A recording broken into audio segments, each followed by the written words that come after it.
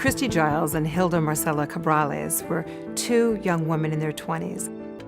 They're two gorgeous girls who are not only pursuing their careers, but also wanting to have fun at the same time.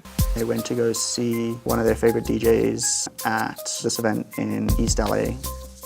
The longer and longer I didn't hear back, asking her if she's okay, the more worried I got. We were just waiting for some news, any news. And at that point, I'm in raw panic.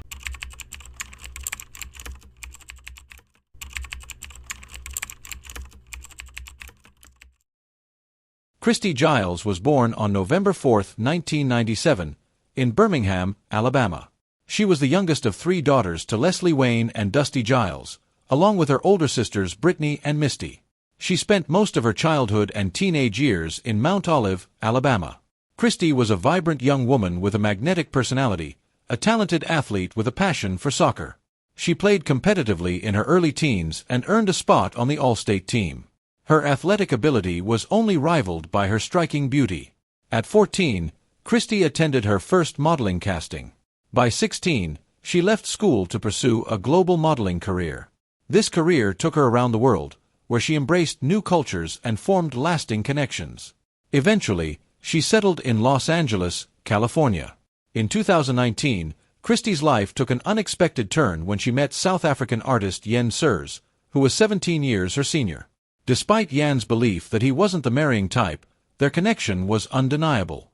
After 7 months of dating, they spontaneously decided to tie the knot at the Burning Man Festival in Nevada.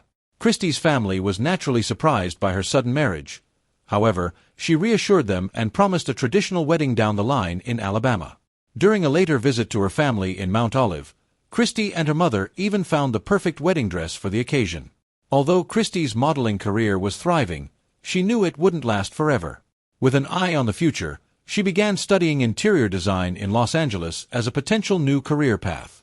This pursuit eventually brought her into contact with Hilda Marcela Cabrales, affectionately known as Mars.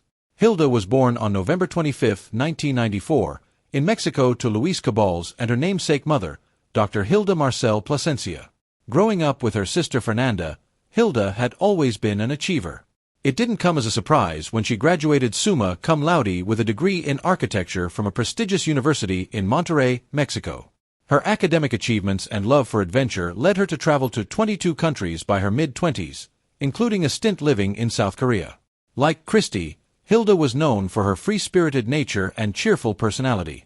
In July 2021, Hilda made the difficult decision to leave her family and beloved dog, Thomas, behind in Mexico to move to Los Angeles and pursue a career in interior design.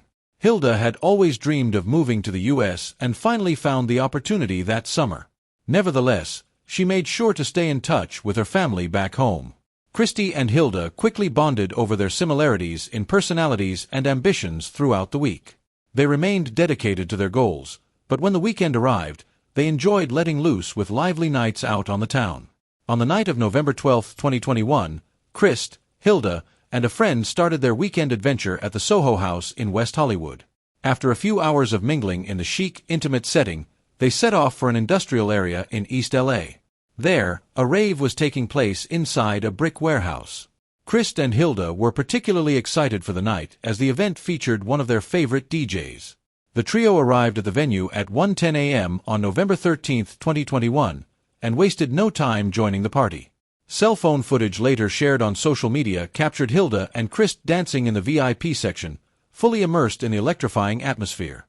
At one point during the night, Christ sent a message to her husband, Yen, who was in San Francisco visiting his father.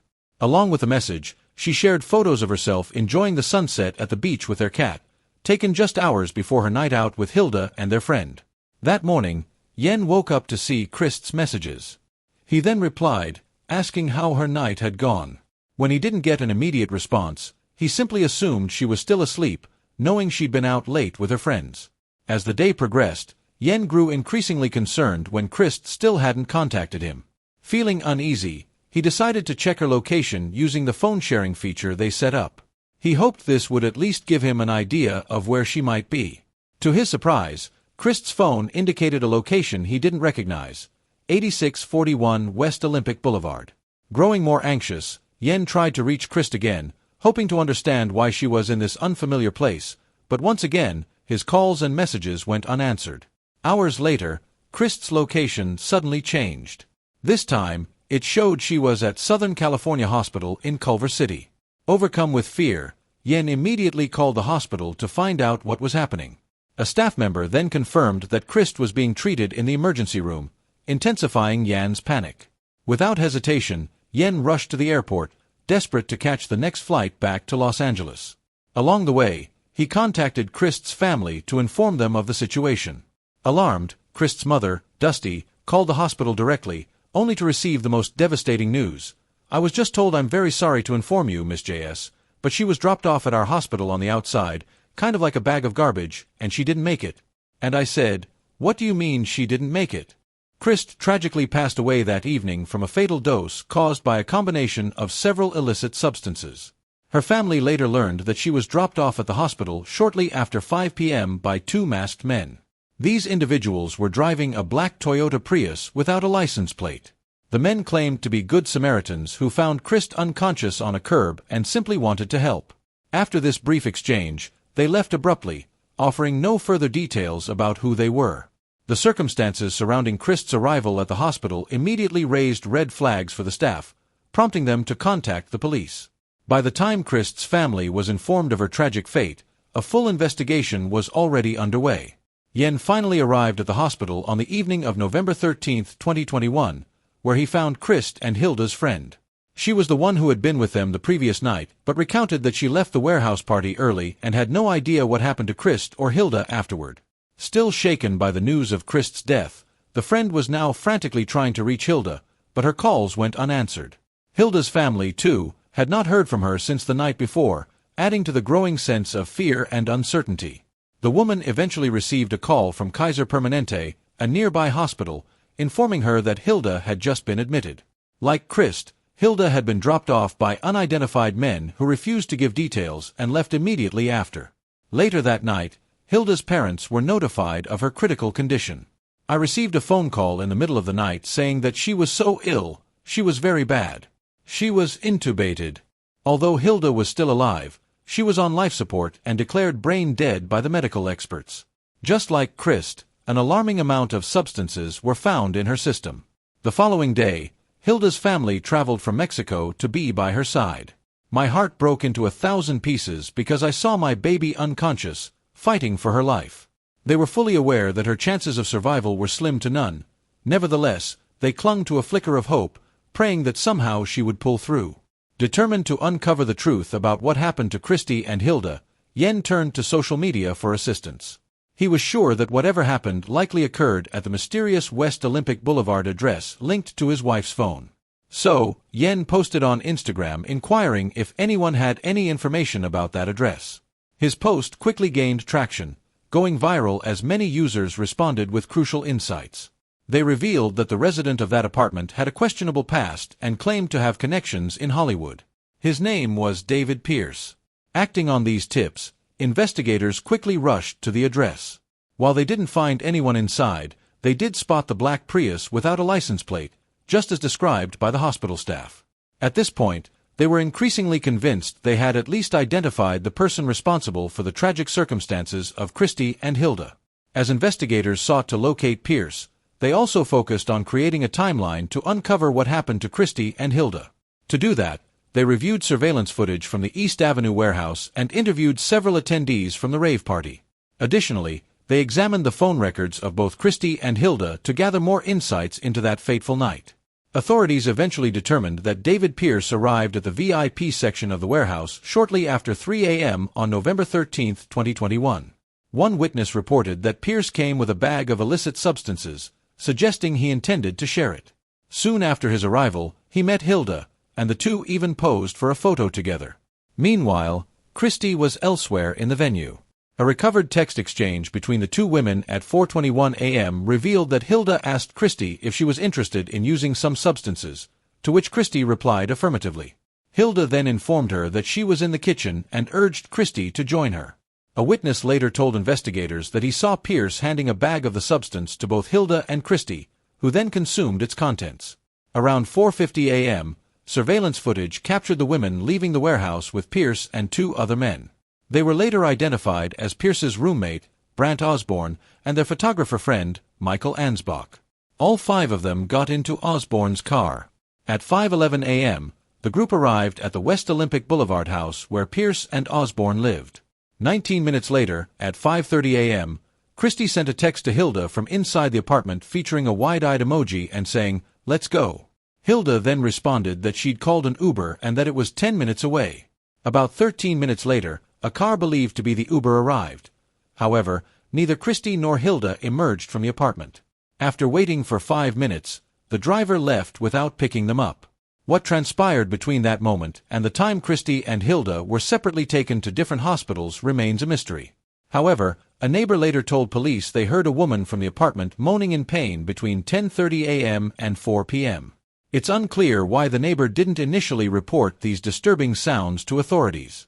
Based on these findings, police issued an alert and requested public assistance in locating David Pierce, Brant Osborne, and Michael Ansbach. November 25, 2021, was supposed to be Hilda's 27th birthday.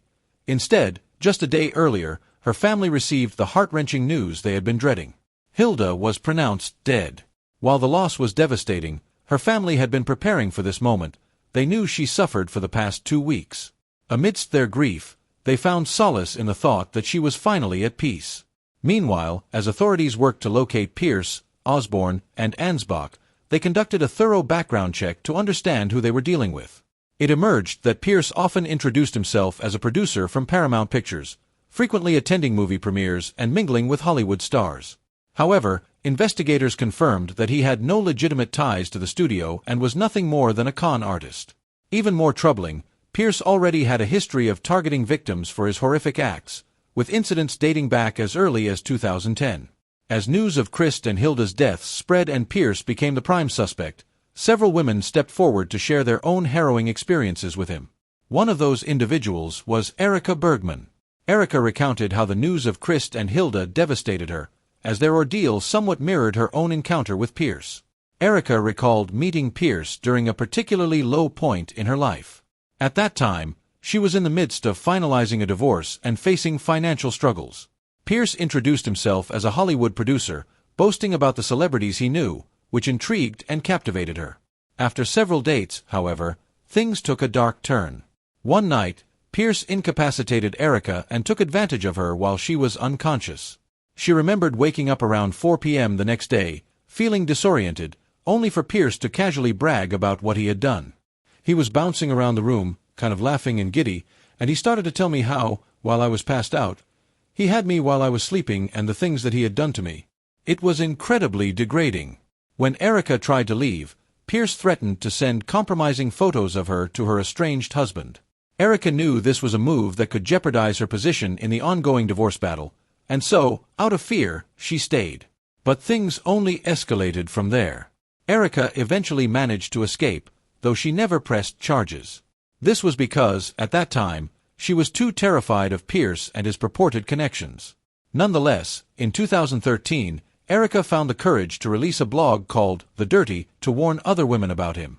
Pierce was eventually arrested in 2014 for a similar offense against another individual.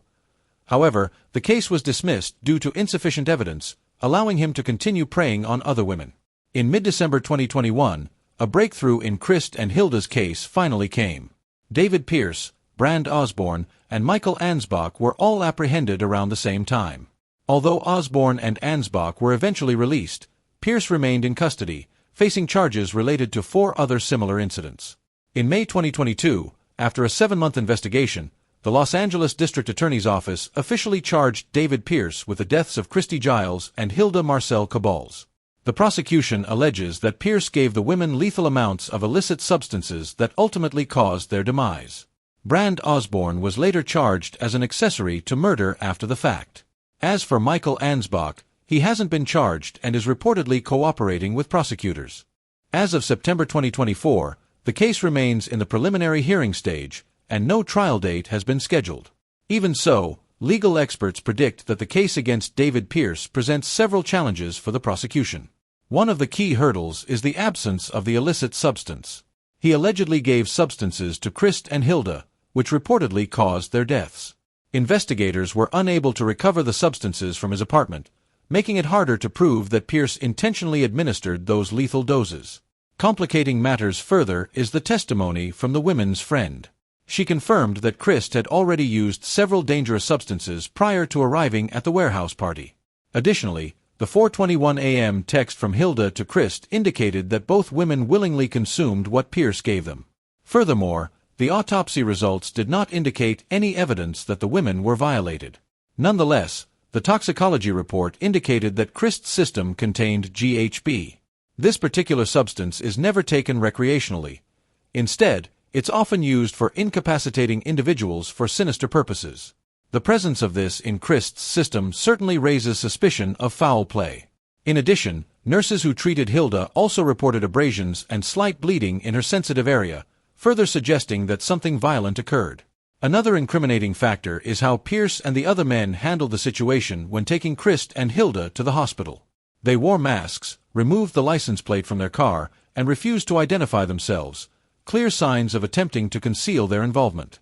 Pierce's long history of taking advantage of women also adds weight to the prosecution's argument, painting a pattern of predatory behavior. If convicted on all charges related to Christ, Hilda, and 4 other women, David Pierce could be sentenced to 128 years in prison.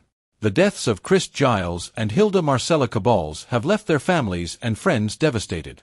Many believe this tragedy could have been prevented if authorities had acted on Pierce's previous charges and put him behind bars sooner. Christ's parents, Dusty and Leslie Giles, now attend every court hearing, determined to ensure their daughter is remembered as more than just a name on a legal docket. Meanwhile, Hilda's family is coping with their loss in small, personal ways, one of which is by caring for Hilda's beloved dog, Thomas. Hilda's family also decided to donate her organs shortly after her demise in a heartfelt tribute. Hospital staff lined the halls, clapping as the family accompanied Hilda's remains to the operating room. The staff honored her legacy and expressed gratitude to the family for the gift of life they were providing to others. Back in Monterrey, Mexico, Hilda's friends gathered to remember her upon learning of her passing. All dressed in white at her favorite park, they brought her favorite drink and cake and played her cherished music. Tears flowed as everyone tried to grapple with the devastating news.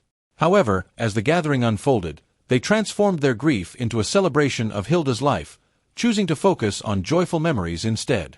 A little over a week later, on December 4, 2021, Christ's family came together in her home state of Alabama to honor her memory. Loved ones took turns sharing stories that celebrated her vibrant personality and the many accomplishments of her relatively short life.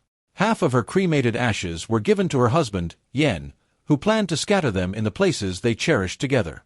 The remaining ashes were placed in an urn nestled inside a butterfly box, gently wrapped in a wedding dress she never had the chance to wear.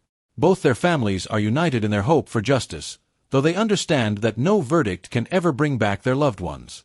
All they have left are the cherished memories of 2 vibrant, free-spirited women who embraced life to the fullest. She was a real person. She was a daughter, a sister, a granddaughter.